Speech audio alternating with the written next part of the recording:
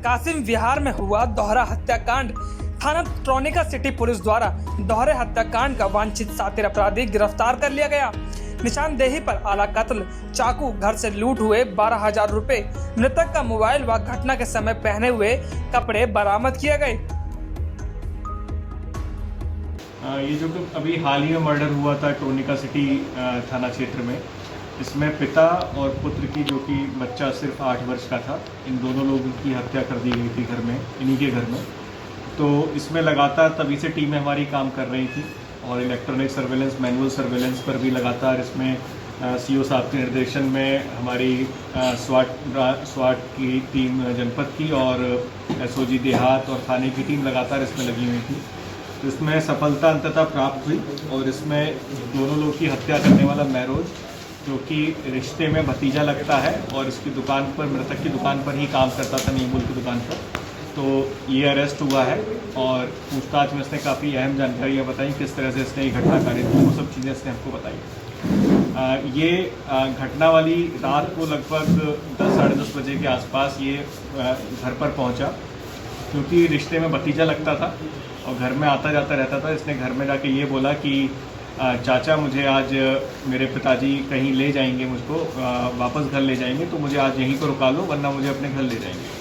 इसके दिमाग में पहले से था, क्योंकि कुछ लगभग 3.25 लाख के आसपास रुपए जो मृतक है उसके पास आए थे किसी डील के बाद, तो इसकी नज़र उसी पर थी। इसने सोचा था कि नईमुल को मार के वो पैसे घर में से लेके चला जाएगा, तो उसी उद्देश्य से ये आया। घर में ही एक चाकू था जो इसको पहले से जानकारी थी, क्योंकि रेगुलर आता था, इसको पता था कि ये चाकू वहाँ पर मिल जाएगा, तो ये चाकू इसने उठाया घर पर ही, क्योंकि ये कबाड़ का काम करते थे, तो घर पर ही पुराना एक पंखा था, तो इसको लगा कि इस पंखे को इस्तेमाल कर सकता है ये घटना में।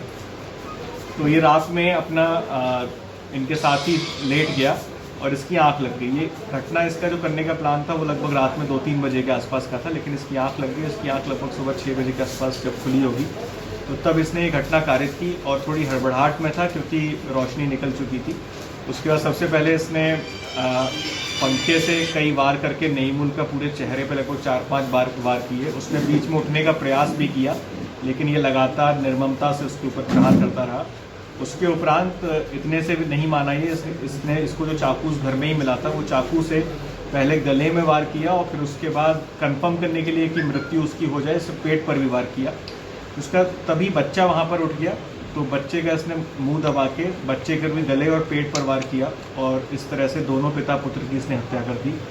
इसके उपरांत इसने अलमारी खोलकर वहाँ पर पैसे की तलाश की, तो इसको वहाँ पर पैसे नहीं मिले, क्योंकि 1-2 दिन पहले ही उसमें से काफ़ी पैसा अन्य कामों के लिए नईमुल ने इस्तेमाल कर लिया था। तो वहाँ पर सिर्फ इसको 15,000 रुपये मिले उस अलमारी में। तो ये आनंद फानन में 15,000 रुपये लेके चला गया। जो कुछ और रुपया था जो नईमुल के पास था, वो नईमुल ने कहीं और रख रखा था, वो इसको नहीं मिल पाया, जो कि बाद में इनके परिवार के सामने जब घर में हम लोगों ने चेकिंग की थी जाके, तो वो मिल गया था, तो वो इनके परिवार वालों को सुपुर्द कर दिया गया था पैसा। तो 15,000 लेके वहाँ से फरार हो गया। इसके बाद इसने कपड़े भी बदल लिए थे। ये जो मृतक है इसके ही कपड़े इसने ऊपर से पहन लिए थे, क्योंकि इसके कपड़ों में कुछ खून लग गया था। फिर वहाँ से जाके इसने वो सब एक जगह पर फेंका सामान, चाकू एक गड्ढा करके इसने छुपा दिया था ताकि किसी को मिले ना, और अपने भी इसने कपड़े धुलवाए थे।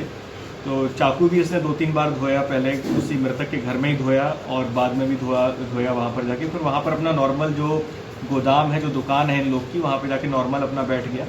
फिर इसको जब जानकारी मिली इन लोग के माध्यम से कि ऐसी घटना हुई है, तो ये पूरा नाटक करते हुए वहाँ पर पहुँचा और पूरे सब चीज़ों में, चाहे पोस्टमार्टम हो, चाहे सब चीज़ों में, और लास्ट तक जब तक पूरा क्रियाक्रम हुआ, पूरे एंड तक ये साथ में ही रहा और इस तरह से इसने शो किया जैसे इसको कोई भी जानकारी नहीं थी।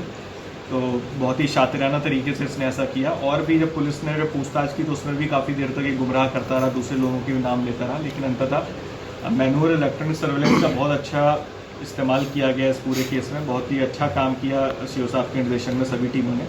सर, इसका कोई ऐतिहासिक आपराधिक रिकॉर्ड कुछ नहीं? इसका कोई भी आपराधिक रिकॉर्ड नहीं है।